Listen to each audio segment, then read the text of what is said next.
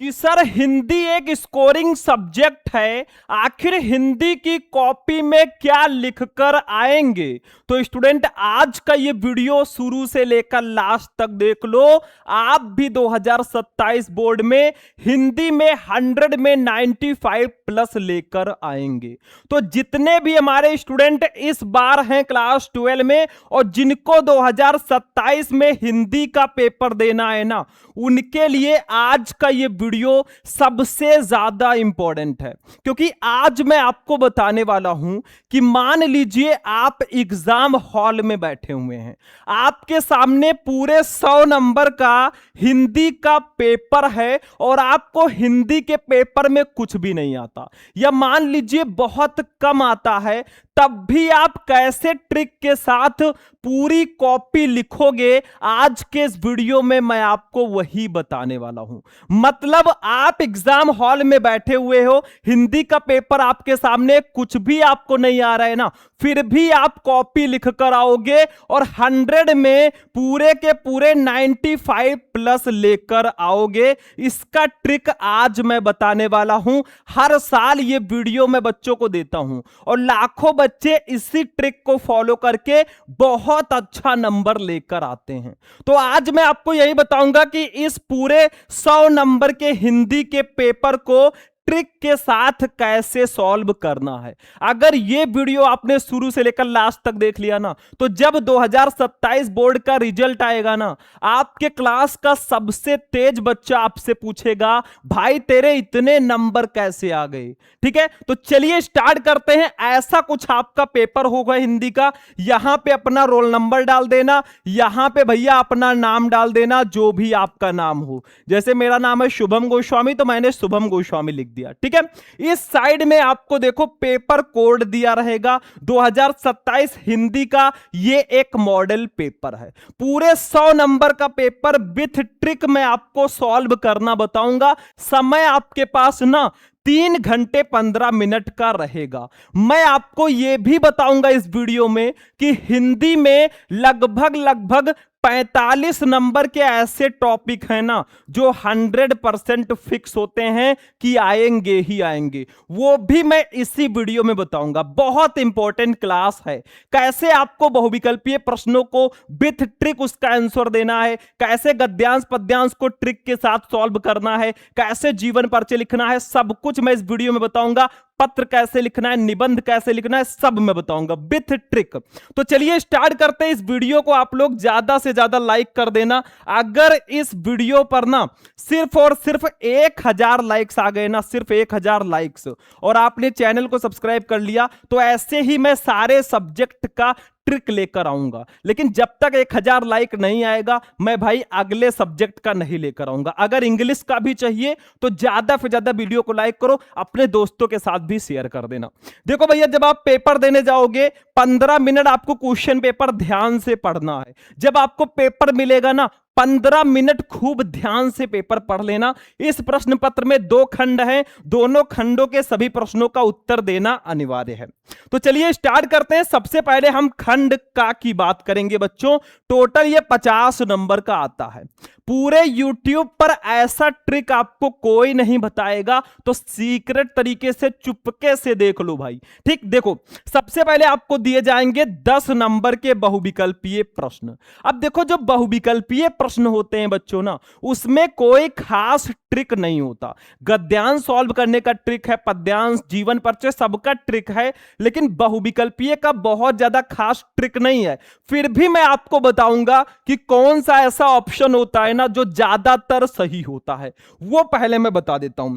देखो ध्यान से, आपका जो सेकंड ऑप्शन होता है ना, सेकंड ऑप्शन, इसके सही होने के चांसेस भैया 40% होते हैं। मतलब मैंने देखा है प्रीवियस ईयर पेपर में ना, जो सेकंड वाला ऑप्शन होता है, खा वाला ऑप्शन, वो 40% चांस होता है कि वो सही होता है।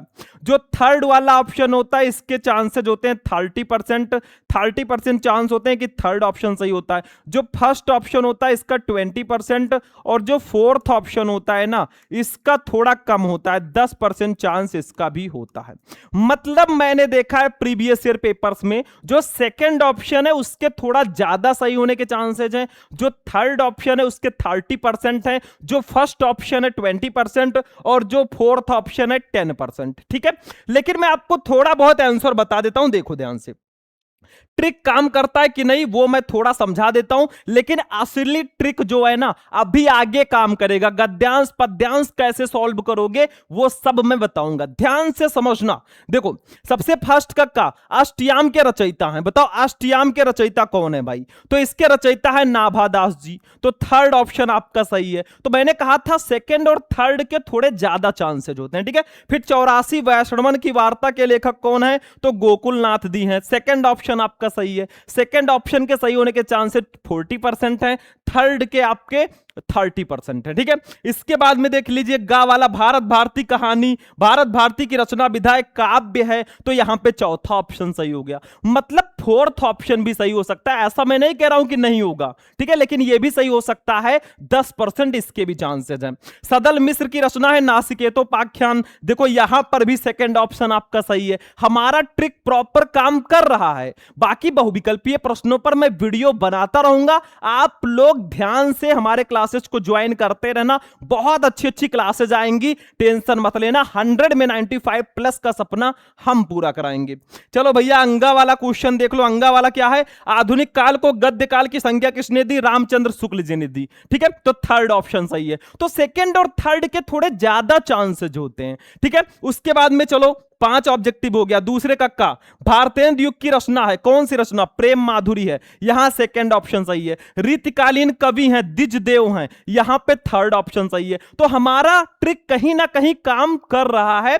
तो अगर आपको ऑब्जेक्टिव क्वेश्चन नहीं आएगा ना, ये वाला ट्रिक लगाकर आ जाना भाई, नंबर मिल जाएगा। बिल्कुल सिंपल समझो। आधुनिक युग की मीरा कौन है? महादेवी वर्मा जी हैं, यहां पर फर्स्ट ऑप्शन सही है। मैंने कहा कि 20% चांसेज हैं कि फर्स्ट ऑप्शन भी सही होता है, ऐसा नहीं है कि फर्स्ट और फोर्थ सही नहीं होगा, चांसेस बिल्कुल है भाई। ठीक है, उसके बाद में घा कवि पंत को ज्ञानपीठ पुरस्कार मिला चिदंबरा पर, यहां पर भी फर्स्ट ऑप्शन सही है। ठीक है, तो फर्स्ट ऑप्शन के भी चांसेज है। अंगा नंबर प्रिय प्रवास के रचयिता कौन है भैया? मैथिली शरण गुप्त जी, महादेवी, अयोध्या सिंह उपाध्याय, हरिओत जी हैं, थर्ड ऑप्शन सही है। तो भाई मैंने आपको बताया कि सेकंड और थर्ड ऑप्शन के सही होने के चांसेज थोड़ा ज्यादा होते हैं और फर्स्ट और फोर्थ के थोड़ा कम, लेकिन ऐसा नहीं है कि फर्स्ट और फोर्थ सही नहीं होगा। तो ये बहुविकल्पीय प्रश्नों का ट्रिक था। मैं आपको यह भी बता देना चाहता हूं कि जितना हो सके उतना बहुविकल्पीय प्रश्न आप पढ़िए, क्योंकि बहुविकल्पीय प्रश्न में ट्रिक थोड़ा कम काम करता है। बाकी जो गद्यांश है, अब देखो ये 10 नंबर का गद्यांश है ना, इसमें पूरा ट्रिक हमारा काम करेगा। बस आपको क्या करना है, चैप्टर का नाम और उसके लेखक का नाम थोड़ा पढ़ लेना है कि किस चैप्टर के लेखक कौन है। ये 10-10 नंबर ना आपको फ्री में मिल जाएंगे। कैसे, वो भी मैं ट्रिक बताने वाला हूं। पूरा वीडियो ध्यान से देख लेना ना, कभी ट्रिक वाले वीडियो को देखने की जरूरत नहीं पड़ेगी मेरे बच्चों, बिल्कुल टेंशन फ्री रहना। ठीक है, देखो अब गद्यांश को देख लो भैया।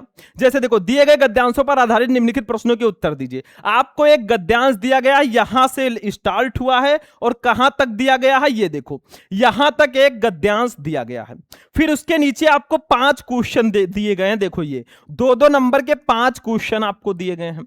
इन 5 क्वेश्चन का आंसर इसी गद्यांश में ही मिलेगा। 2 गद्यांश आपको दिए जाएंगे, एक नीचे होगा, लेकिन मैं इसी का ट्रिक बता देता हूं कैसे आपको इन 5 क्वेश्चन का आंसर इस गद्यांश में से ढूंढ ढूंढ कर लिखना है। वो मैं ट्रिक आपको बता देता हूं, पहले इसको ध्यान से मैं पढ़ लेता हूं।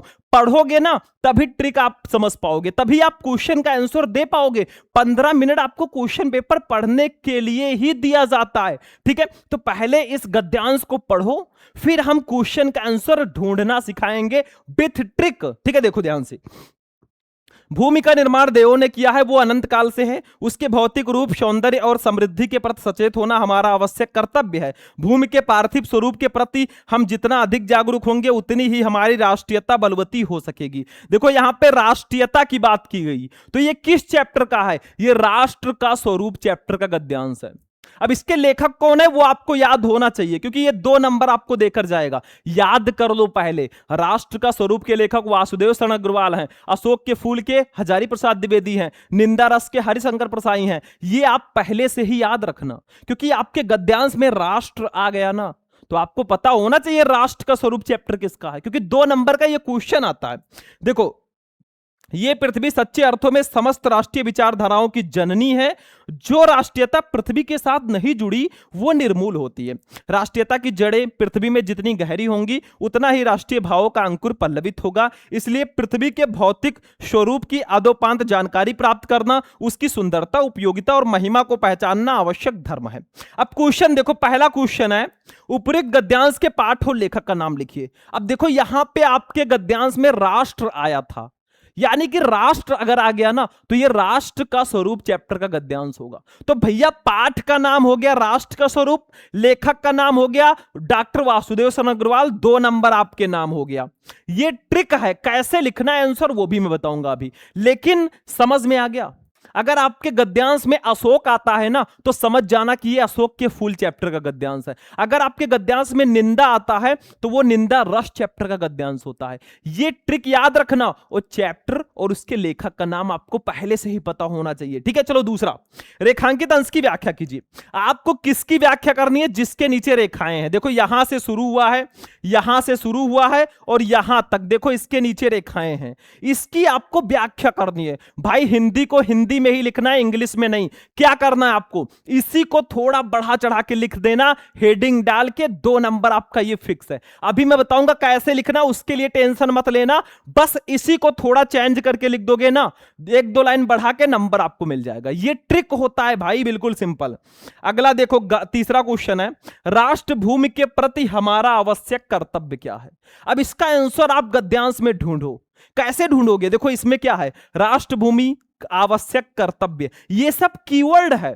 इसी शब्द को आप इसमें ढूंढो। देखो कहां है, कहां है भैया? राष्ट्रभूमि के प्रति हमारा आवश्यक कर्तव्य क्या है? देखो ये लिखा है, ये उसके भौतिक स्वरूप, सौंदर्य और समृद्धि के प्रति सचेत होना हमारा आवश्यक कर्तव्य है। तो आपका आवश्यक कर्तव्य जो है इस लाइन में मिल गया, यही लाइन उठाकर लिख दो। जहां भी आपके क्वेश्चन में जो शब्द यूज हुआ है ना, जहां भी वो शब्द मिल जाए वही लाइन आंसर में उठाकर लिख दो। लिख दो, उसके भौतिक रूप, सौंदर्य और समृद्धि के प्रति सचेत होना हमारा आवश्यक कर्तव्य है। बस हो गया, 2 नंबर फ्री का है। अगला क्वेश्चन देख लो। देखो सब ट्रिक होता है भैया, कोई भी बच्चा जो है अगर नहीं आता उसको आंसर ना, उसके लिए भी ट्रिक है। अगर आपको प्रॉब्लम दिया गया है तो हर प्रॉब्लम का सॉल्यूशन भी होता है। देखो चौथा, किस प्रकार की राष्ट्रीयता को लेखक ने निर्मूल कहा है? तो यहां पे राष्ट्रीयता निर्मूल ये कीवर्ड है। आप कहीं देखो निर्मूल है इसमें, निर्मूल निर्मूल निर्मूल, ये देखो निर्मूल ये लिखा है। देखो यहां से लिख दो, जो राष्ट्रीयता पृथ्वी के साथ नहीं जुड़ी वो निर्मूल होती है। यही लाइन उठाकर लिख दो, क्योंकि आपका निर्मूल यहां पे मिल गया। तो जो राष्ट्रीयता पृथ्वी के साथ नहीं जुड़ी वो निर्मूल होती है। देखो कितना सिंपल हमें आंसर मिल रहा है। क्वेश्चन का जो कीवर्ड है ना उसको गद्यांश में ढूंढो, जहां भी मिल जाए उठाकर लिख दो, छाप दो। अगला क्वेश्चन देखो, 5वां, यह पृथ्वी सच्चे अर्थों में क्या है? क्या है ये पृथ्वी भैया? तो यहां पे ढूंढो पृथ्वी सच्चे अर्थों में। तो देखो कहीं लिखा होगा, कहां लिखा है ये पृथ्वी सच्चे अर्थों में क्या है? ये देखो आंसर, ये लिखा है भैया, ये पृथ्वी सच्चे अर्थों में समस्त राष्ट्रीय विचारधाराओं की जननी है। यही लाइन उठाकर लिख देना है। अरे भैया सारे क्वेश्चन का आंसर ना गद्यांश में ही छिपा रहता है, बस उठा उठा कर लिखना होता है। समझ में आ रहा है भैया? 5 क्वेश्चन का आंसर हमने दे दिया, 10 नंबर आपका कंप्लीट है। कैसे लिखोगे वो मैं थोड़ा सा केवल बता देता हूं, बाकी मैं समझाऊंगा नहीं। देखो पहला क्वेश्चन था कि पाठ और लेखक का नाम लिखो, हमने संदर्भ लिख दिया। आप डायरेक्ट भी लिख सकते हो, पाठ का नाम और लेखक, पाठ का नाम राष्ट्र का स्वरूप, लेखक का नाम डॉक्टर वासुदेव शरण अग्रवाल। जब भी आप गद्यांश सॉल्व करना, पहले गद्यांश का फर्स्ट वर्ड ऐसे लिखना, भूमि का निर्माण डॉट डॉट डॉट करके आवश्यक धर्म है। मतलब आप किस गद्यांश को कर रहे हो, 2 गद्यांश होता है, तो इसको बताने के लिए ना ये लिखा जाता है। ठीक है, अब दूसरा था रेखांकित अंश की व्याख्या कीजिए। बढ़िया हेडिंग डालना रेखांकित अंश की व्याख्या, और ऐसे आपको थोड़ा बढ़ा चढ़ा के देखो लिख देना है, स्क्रीनशॉट लेकर रख लो। फिर तीसरा क्वेश्चन था राष्ट्र भूमि के प्रति हमारा आवश्यक कर्तव्य क्या है? इसका आंसर ये है। चौथे का आंसर ये है, 5वें का आंसर ये है। स्क्रीनशॉट ले लो। ठीक है, तो ऐसे लिख कर आओगे ना 10 में 10 नंबर आपको पूरे मिलेंगे। देखो भैया मैं एक एक ऐसे बताऊंगा नहीं, मैंने ट्रिक बता दिया कैसे आंसर ढूंढ के लिखना है। आप समझ गए होंगे, बहुत आसानी से ऐसे लिखकर आ जाएंगे। ठीक है चलो भैया नहीं पता होगा तो ये दूसरा कर लेना। देखो इसमें अशोक आ गया तो समझ जाना भैया ये अशोक के फूल चैप्टर का गद्यांश है। ये भी आपको गद्यांश दिया जाएगा, दोनों में से कोई एक ही करना है, चाहे वो वाला करो और चाहे ये वाला करो।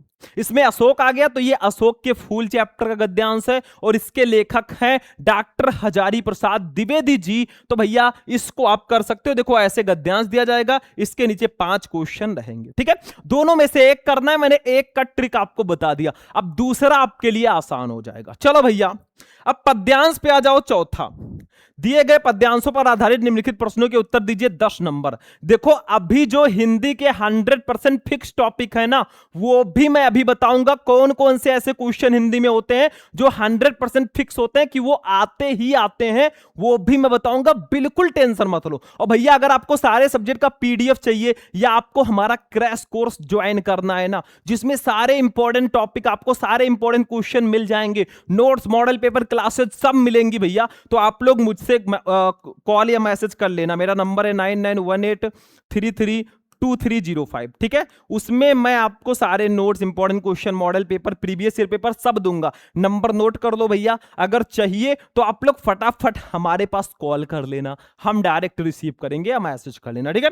अब पद्यांश में देखो क्या है, ये आपको एक पद्यांश दिया गया यहां से लेकर यहां तक, ठीक है।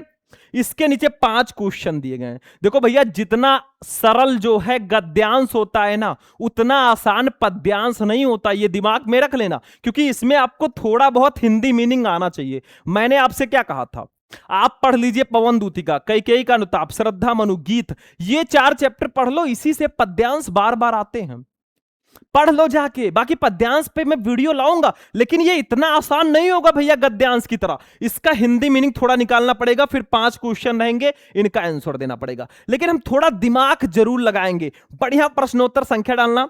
इसको पढ़ो, बैठी खिन्ना एक दिवस वो गेह में थी अकेली, आके आंसू दृग युगल से थे धरा को भिगोते, आई धीरे इस सदन में पुष्प सदगंध कोले, प्राता वाली सुपवन इसी काल वातायनों से, ठीक है। ये किस चैप्टर का, थोड़ा दिमाग लगाओ। जब दिमाग पर प्रेशर डालोगे पता चलेगा ये पवन दूतिका चैप्टर का पद्यांश है, और इसके कवि हैं मैथिली शरण गुप्त जी, सॉरी इसके कवि हैं अयोध्या सिंह उपाध्याय हरियोध जी, ठीक है। तो ये पवन दूतिका से लिया गया है, अयोध्या सिंह उपाध्याय हरियोध जी कवि हैं। थोड़ा दिमाग लगाना। इसमें भैया गद्यांश की तरह चैप्टर का नाम डायरेक्ट नहीं दिया जाएगा गद्यांश में, ठीक है। इसमें थोड़ा माइंड आपको लगाना पड़ेगा। तो आप सारे चैप्टर के इंपॉर्टेंट पद्यांश को पढ़ो, क्योंकि हिंदी में ऐसे कुछ टॉपिक हैं, बहुत सारे टॉपिक हैं जिसमें ट्रिक काम करता है, लेकिन जब पद्यांश की बारी आती है ना, थोड़ा कम काम करता है इसमें, ठीक है। अब पहला क्वेश्चन है, प्रस्तुत गद्यांश का संदर्भ लिखिए। भाई पाठ का नाम, शीर्षक का नाम क्या है, संदर्भ लिखना है ना। पाठ का नाम है पवन दूतिका, कवि का नाम है अयोध्या सिंह उपाध्याय हरियोध, लिख दोगे 2 नंबर मिल जाएगा। दूसरा, रेखांकित अंश की व्याख्या कीजिए। आपको इन दोनों लाइनों की व्याख्या करनी है। थोड़ा देखे, प्यारी प्रातः पवन इतना क्यों मुझे है सताती, क्या तू भी कलुषित हुई काल की क्रूरता से। अब आपको हिंदी मीनिंग नहीं आ रहा है ना, नहीं आ रहा होगा तो क्या करो, लिख दो, हे पवन तू मुझे इतना क्यों सता रही है, क्या तू भी काल का मतलब समय की कठोरता से प्रभावित हो गई है। थोड़ा सा दिमाग लगाओ ना और रेखांकित अंश की व्याख्या लिख दो, अगर नहीं आता तो। बाकी मैं आपसे यह कहना चाहूंगा कि मैं पद्यांश पर वीडियो लाऊंगा, आप लोग ज्यादा से ज्यादा कमेंट करो, वीडियो आ जाएगा, ठीक है। फटाफट चलो। तीसरा, घर में दुखी होकर एक दिन अकेले कौन बैठा था। तो भैया कौन बैठेगा, इस चैप्टर में राधा जी की बात की जा रही है। राधा जी पवन को अपना दूत बनाकर भेजती हैं, तो भाई पवन तो दुखी होकर बैठेंगे नहीं, क्योंकि वो वायु हैं। एक दिन घर में दुखी होकर जो है राधा जी बैठी हुई थी, दिमाग लगाओ, 2 नंबर ये भी फिक्स है। चौथा, फूलों की सुगंध से युक्त होकर राधा के घर में किसने प्रवेश किया। तो राधा के घर में कौन आएगा, सुगंधित वायु, पवन ने प्रवेश किया, लिख दो। फूलों की सुगंध से युक्त राधा के घर में पवन दूतिका ने प्रवेश किया या पवन ने प्रवेश किया। राधा ने प्रातःकालीन वायु से दुखी होकर क्या कहा। तो राधा ने प्रातःकालीन वायु से दुखी होकर कहा कि हे प्यारी प्रातः पवन तू मुझे इतना क्यों सता रही है, क्या तू भी इस समय की कठोरता से प्रभावित होकर दूषित हो गई है। थोड़ा दिमाग लगाओ भाई, लिख दोगे। पद्यांश में ट्रिक कम काम करता है, लेकिन ऐसा नहीं कि बिल्कुल नहीं करता। बढ़िया से प्रश्नोत्तर संख्या डालना और ऐसे लिखना, बैठी खिन्ना यक डॉट डॉट डॉट करके क्रूरता से। पहला संदर्भ लिख देना भैया कि इसके कवि जो हैं अयोध्या सिंह उपाध्याय हरिओज जी हैं और ये पवन दूतिका से लिया गया। ऐसे आप संदर्भ लिख देना, नोट कर लो भैया, इसका सबका पीडीएफ मिल जाएगा, आप लोग कांटेक्ट कर लेना। दूसरा, रेखांकित अंश की व्याख्या हेडिंग डाल के बढ़िया से लिख देना बड़ा सा। फिर आप तीसरे क्वेश्चन का आंसर लिख देना, एक दिन राधा जी अकेले दुखी होकर बैठी हुई थी, 2 नंबर। फूलों की सुगंध से युक्त होकर राधा के घर प्रातःकालीन सुखद वायु ने प्रवेश किया, 2 नंबर। देखो ऐसे एक एक क्वेश्चन का आंसर लिखना, बहुत आसान हो जाएगा। 5वें क्वेश्चन का आंसर देख लो, राधा ने प्रातःकालीन वायु से दुखी होकर कहा, हे पवन तू मुझे इतना क्यों सताती है, क्या तू भी मेरे भाग्य की कठोरता से प्रभावित होकर दूषित हो गई है, 2 नंबर। ठीक है, तो ये पद्यांश सॉल्व करने का ट्रिक है। देखो इसमें डायरेक्ट तो आंसर नहीं दिया रहेगा, लेकिन हम थोड़ा सा दिमाग लगा के ना सारा आंसर लिख सकते हैं, हमें छोड़ के नहीं आना है। मैं हमेशा कहता रहता हूं something is better than nothing, कुछ नहीं से कुछ अच्छा होता है, कुछ भी छोड़ के नहीं आना है। और सबसे पहले उस क्वेश्चन का आंसर लिखने का प्रयास करना ना जो आपको बिल्कुल बिल्कुल आता है। ठीक है, अब नहीं पता होगा तो दूसरा पद्यांश दिया जाएगा। देखो अथवा लगा है, ये दूसरा दिया गया, तदंतर बैठी सभा उठज के आगे, नीले बितान के तले दीप बहु जागे। ये हमारा कैकेयी का अनुताप चैप्टर का पद्यांश है, इसके कवि हैं मैथिली शरण गुप्त जी, तो इसको कर सकते हो। इसके नीचे भी 5 क्वेश्चन रहेंगे। ठीक है, तो ये हमारा पद्यांश हो गया, दोनों में से कोई एक कर लेना। अब चलते हैं 100% फिक्स टॉपिक, हिंदी के 100% फिक्स टॉपिक मतलब साहित्यिक परिचय पे। चलिए देखते हैं। अब देखिए स्टूडेंट, साहित्यिक परिचय की अगर बात करें भैया ना, तो देखो 5वें कक्षा का निम्नलिखित में से किसी एक लेखक का साहित्यिक परिचय देते हुए उनकी प्रमुख रचना का उल्लेख करो, 5 नंबर। जैसे आचार्य हजारी प्रसाद द्विवेदी, कन्हैया लाल मिश्र ब्राकर, वासुदेव शरण अग्रवाल, 3 आपको दिए गए हैं। मैं आपको 3 बता देता हूं भाई, उनका याद कर लो, आपका 5 नंबर लेखक का फिक्स है। आप वासुदेव शरण अग्रवाल, हजारी प्रसाद द्विवेदी और प्रो जी सुंदर रेड्डी का याद कर लो, या हरिशंकर प्रसाई का, किसी एक का। मतलब वासुदेव शरण अग्रवाल और हजारी प्रसाद द्विवेदी जी का बिल्कुल याद कर लेना, और आप प्रो जी सुंदर रेड्डी और हरिशंकर प्रसाई में से किसी एक का याद कर लो। 5 नंबर कोई काट ही नहीं सकता, ये 100% फिक्स है, 100% फिक्स है। मैंने आपको साहित्यिक परिचय पर पहले ही वीडियो दे रखा है, YouTube पर सर्च करना, क्लास 12 हिंदी इंपॉर्टेंट जीवन परिचय शुभम लेक्चरर, सारे लेखक और सारे कवियों का जो इंपॉर्टेंट है ना, 5 लेखक और कवि का मैंने एक वीडियो में बताया, जाकर सर्च करो YouTube पे, क्लास 12 हिंदी इंपॉर्टेंट जीवन परिचय शुभम लेक्चरर, आपको वीडियो मिल जाएगा, जाकर देखना। ठीक है, तो आचार्य हजारी प्रसाद द्विवेदी, वासुदेव शरण अग्रवाल और प्रो जी सुंदर रेड्डी का आप याद कर लो, 3 याद कर लो, आपका 5 नंबर कोई काट ही नहीं सकता। लिख कर ले लो स्टाम्प पेपर पे, क्योंकि ये 100% फिक्स होता है। अब जैसे आचार्य हजारी प्रसाद द्विवेदी जी का अगर आपको लिखना है, कैसे लिखोगे? पहले जीवन परिचय हेडिंग डालना, इनका जीवन परिचय लिख देना। मैंने जीवन परिचय वाले वीडियो में अच्छे से समझाया है, जाकर देख लेना पार्टिकुलर वीडियो।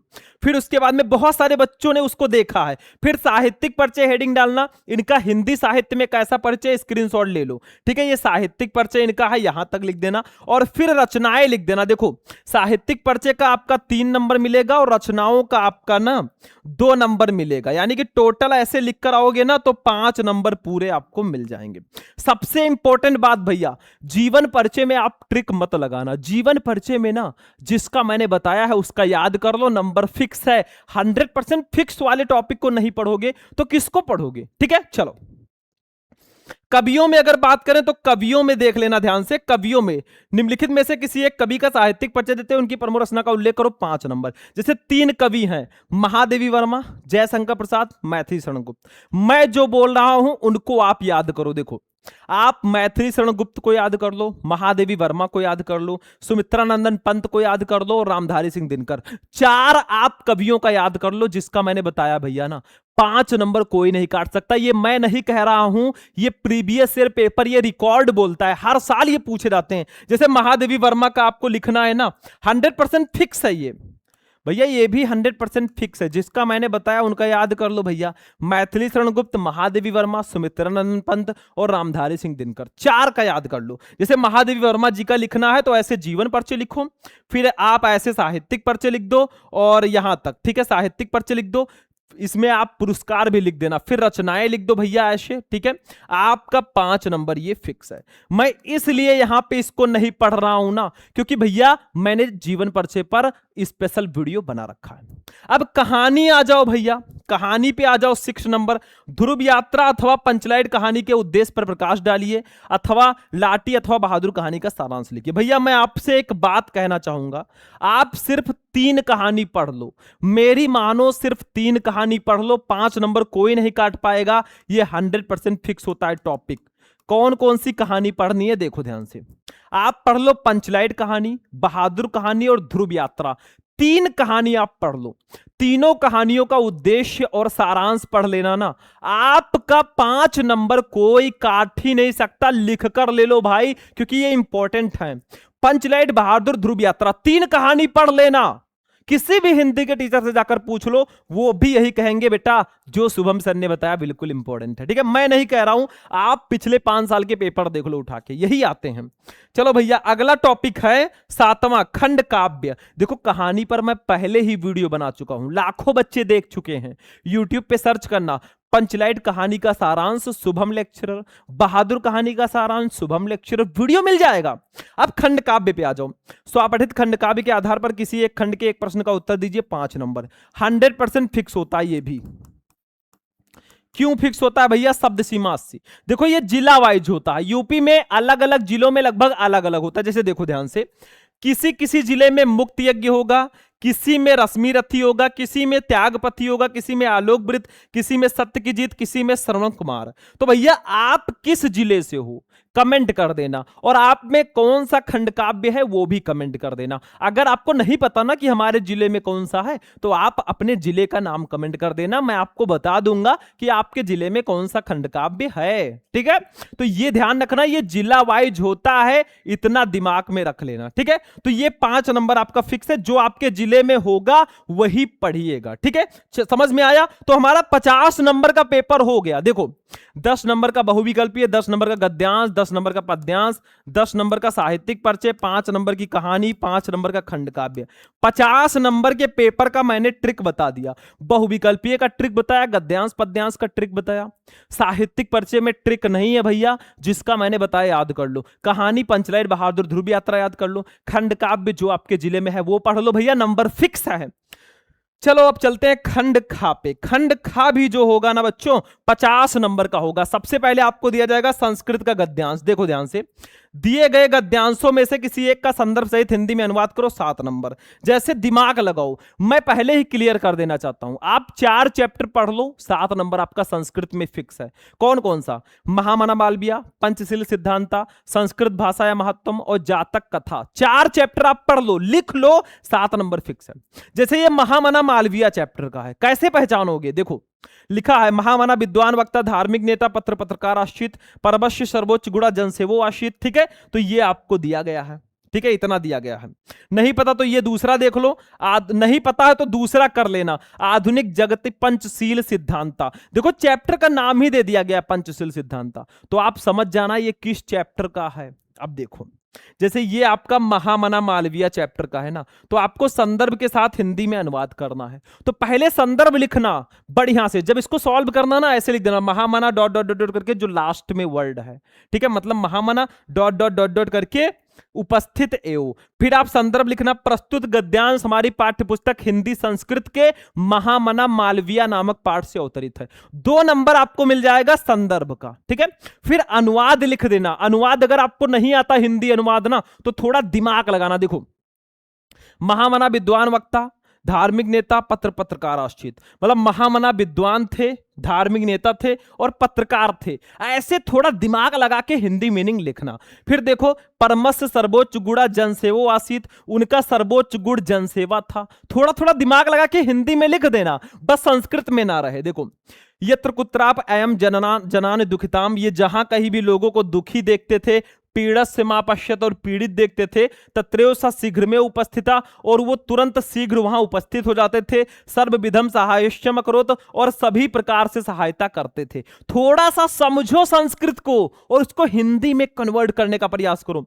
प्राणी सेवा अस्य स्वभाव एवासीत, प्राणियों की सेवा करना इनका स्वभाव था। अद्यास्माकम मध्य अनुपस्थिता महामना मालविया, हमारे बीच अनुपस्थित होने पर भी महामना मालविया स्वाय स्मूर्त रूपेण प्रकाशम वितरण वो अपने अमूर्त रूपेण प्रकाश को वितरित कर रहे हैं। थोड़ा सा समझो और हिंदी मीनिंग लिख दो, बहुत आसान है, ठीक है। नहीं पता तो दूसरा वाला कर देना, इस पर मैं वीडियो बनाऊंगा। अब आते हैं संस्कृत के पद्यांश पे। देखो ये दिए गए पद्यांश श्लोकों में से किसी एक का संदर्भ सहित हिंदी में अनुवाद करो। 7 नंबर। जैसे भाषासु मुख्या मधुरा दिव्य गीर्वाण भारती तस्या ही मधुरम काव्यम तस्मादप सुभाषितम। ये 100% फिक्स होता है। आपके संस्कृत में एक चैप्टर है बच्चों, चैप्टर का नाम है सुभाषित रत्नानी।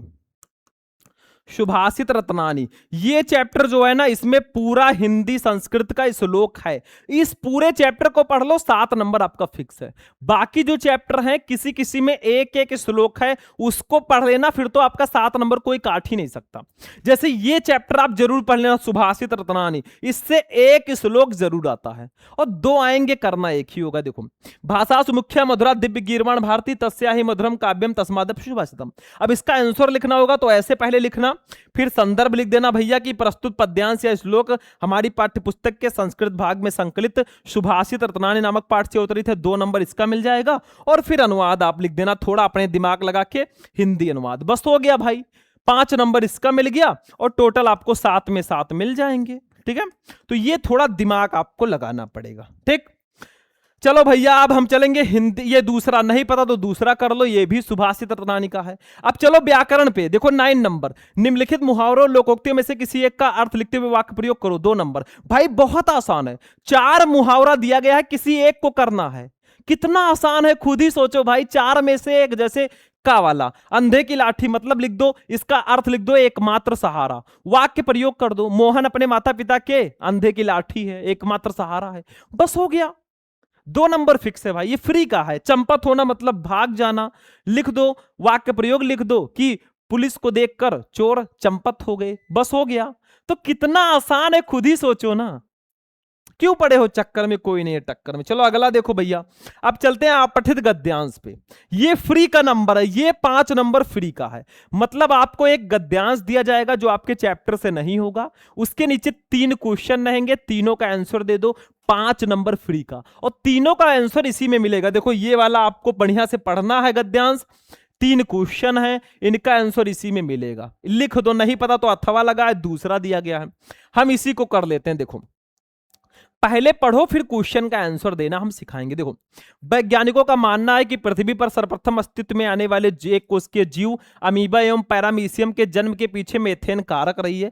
प्राप्त जानकारी के अनुसार मंगल की सतह पर स्थित चट्टानों में लौह तत्व की प्रधानता है, फलस्वरूप हवा की उपस्थिति में वहां जंग लगने की प्रक्रिया स्वाभाविक रूप से चलती रहती है। इसी कारण इस ग्रह की मिट्टी लाल है और आंधी चलने पर यहाँ का वातावरण गुलाबी बादलों से भर जाता है। इन्हीं कारणों से मंगल ग्रह को लाल ग्रह भी कहा जाता है। मंगल ग्रह पर पहुंचने वाला भारत पहला एशियाई देश बन गया।